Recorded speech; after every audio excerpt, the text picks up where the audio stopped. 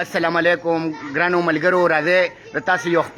یو مشر سره ملاو کوم چې ماته ډېر ګران دی ماته ډېر خوښ دی او دې به تاسو ته یو خبرې نیمه به درته وکړي امید د خدای نه دی چې ستاسو خوښه شي راځئ چې اوري ښه بابوجي ووایه ورته دې خلکو ته ته څه ویل غواړئ بسم الله الرحمن الرحیم لږ تیز ورته ووایه السلام علیکم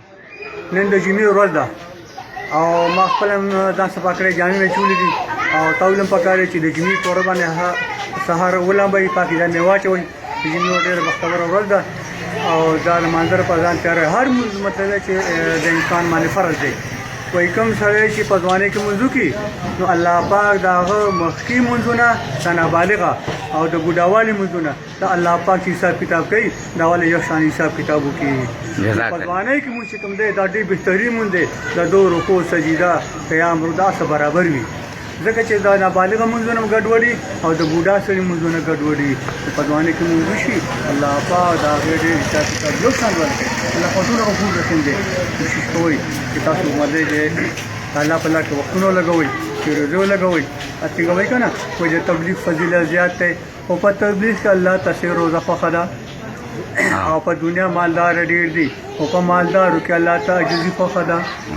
او فیشن په دنیا ډېر دی او په فیشن کې الله ته سادګي خوښه ده جزاک الله جزاک الله زنده باد بابوجي دنیا ښارونه ډېر دي او په ښاریو کې الله ته مدینه خوښه ده جزاک الله جزاک بابوجي دا څومره الله صفتونه دي الله صفت نه ختمېږي چې موږ تاسو خپل لمونځ اودس خپل په اودس سره په سنت طریقې سره برابر کړو په چهارادام کې فرض زده کړو چهارادام کې څو فرض دي چهارادام کې څلور فرض دي په غسل کې څو فرض دي غسل کې 3 فرض دي تیمم کې څو فرض دي تیمم کې 3 فرض دي دا په څه کې زده کېږي دا الله په لار کې زده کېږي دا ټول دا په مانځه کې 14 فرض دي دا څه کې زده کېږي دا الله په لار کې زده کېږي کوشش کوئ چې مال ځان جان وخت وباسئ دا الله په لار کې وځئ دا زده کوئ په خپل په عمل وکړئ او بل ته ورسوئ زنده باد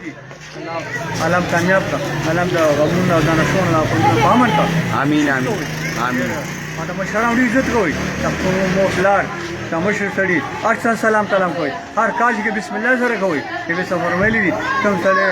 خپل ژوندۍ جوړ غواړي خپل رزق زیات غواړي چې هر کار بسم الله سره کوي او د احسن سلام کلام کوي د دغه ژوندۍ هم کوي د عمر هم کوي کوشش کوي او چې خبرې خوري دي سره وخت هم دی الله پامان زنده باد بابوجي دا تاسو چې دا کومه خبرې وکي دا خو دا